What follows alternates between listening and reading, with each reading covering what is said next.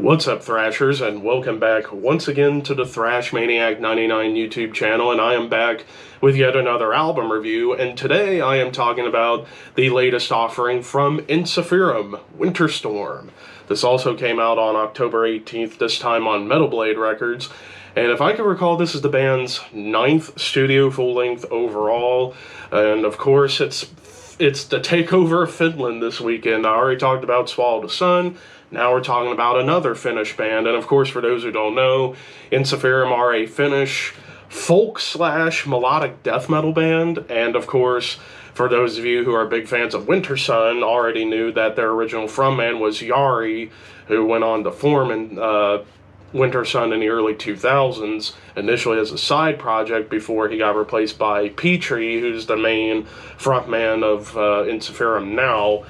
And of course, I've listened to songs in the past from Ensiferum, and I liked what I heard. And granted, I'm not like the world's biggest folk metal band, but I do like folk metal, especially when it's done in different ways. And in the case of Ensiferum, it's definitely very uplifting, for the most part, very epic, very triumphant, almost bordering on power metal a little bit, which of course, when it comes down to like the Finnish melodic death metal sound of bands like Children of the Bodom, Kalma, Omnium Gatherum, and Bellacore, Bellacore's from Australia, never mind. But you get what I mean, like Finnish melodic death metal has a little bit of that power metal influence, and that's definitely felt here. And after the opening intro, Aurora, which I actually thought was a beautiful intro with folky acoustic guitars, soaring melody, and it leads perfectly into the main opening track, the title track, Winter Storm Vigilantes, and immediately you get the perfect example of what this album delivers.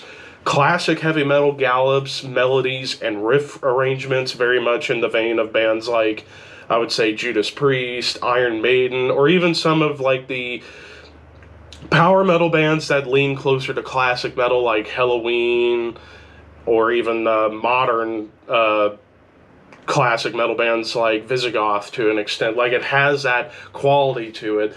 But what I really liked is that the vocals, like Petri, he's the main one doing like the growls and the screams.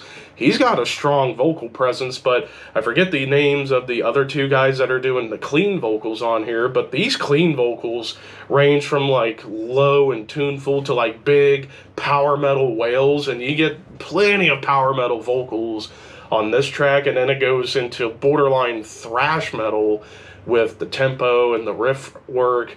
But it does slow down a little bit and gets big and triumphant, even some chuggy grooves to kind of bring back a little bit of their melodic death metal influence from bands like Dark Tranquillity, early Amorphous, even early Opeth is a big influence on Ensiferum according to the members of the band. But then you get into Long Cold Winter of Sorrow and Strife, which this is one of two songs that definitely have a more somber atmosphere to it, as sorrowful melodies just all over this track, but it gets a little bit more on the doom side in the first portion of the song. Like, it's slower, it's more lumbering, but it does get in eventually into some like rocking riffs and a big gigantic chorus. It gallops nicely, and even some borderline death metal triplet chugs show up towards the end.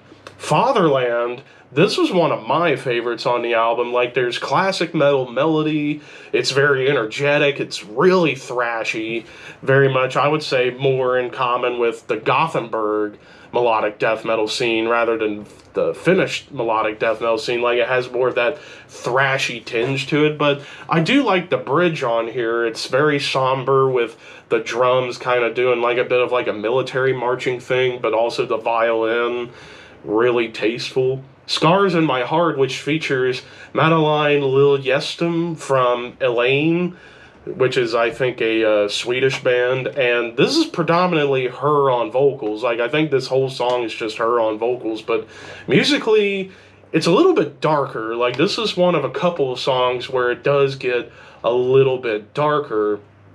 and it's almost like Dark Tranquility levels of darkness, but it's pretty groovy. There's even some off time groove to kind of add a little bit of, dare I say, a prog flavor to this song.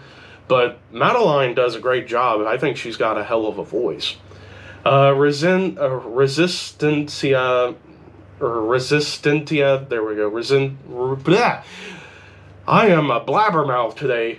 Resistia, which was an interlude. This was maybe the one interlude that I would have just personally cut from the album. And then it goes into The Howl, which this one, the early Amorphous influence, really comes through. Well, I would say more modern Amorphous rather than early Amorphous. Like, it has those, like, hard rock hooks, but it's still really heavy in the riffs and the rhythm. It gets into double time. It's flat out epic. And this is the other song where it does get a little bit darker. And then even blast beats show up towards the end. From Order to Chaos, which was the longest track of the album at nearly 9 minutes, somber, I think it's a lute and violin to start, and it gets into back to some doom metal territory in a lumbering groove. But then the energy does pick up a little bit more into classic metal or even a little bit of power metal. It's groovy, more blast beats, and these are more properly defined blast beats, and it does get thrashy again. Then the penultimate song, the other interlude, Linere Coram Tempestate, which, yeah, I generally will complain about interludes, but this one actually segues perfectly into the closing track, Victorious, which was the shortest full song on the album. Like, it's 3.5 minutes plus, but it's very thrashy. Like, this is probably the most energetic song of the album. Like, these are thrash riffs and rhythms and blazing fast double bass drumming going on here, and it feels like a proper closer to achieving victory in a winter storm battle to protect your kingdom. So, yeah, top to bottom, production-wise, done by Jens Bogren, which I generally don't complain about Jens Bogren's production. He's a hell of a producer. He nails the atmosphere on here. The mix is smooth. It's still plenty heavy, but it's still very melodic. Like, basically, everything you love about Ensiferum or folk metal in general, it's nailed on here. So, honestly, I don't really have much to complain about, if anything at all. So, I'm going to go ahead and give this a 4.5 out of 5. I thought this was fun, awesome folk metal from one of the legends of the subgenre. Nothing more, nothing less. But of course, those are just my opinions. What did you guys think? Let me know in the comments below. Don't forget to like, comment, share, subscribe, all that fun stuff. Keep your horns high and your dreams wet. Thank you for your patronage.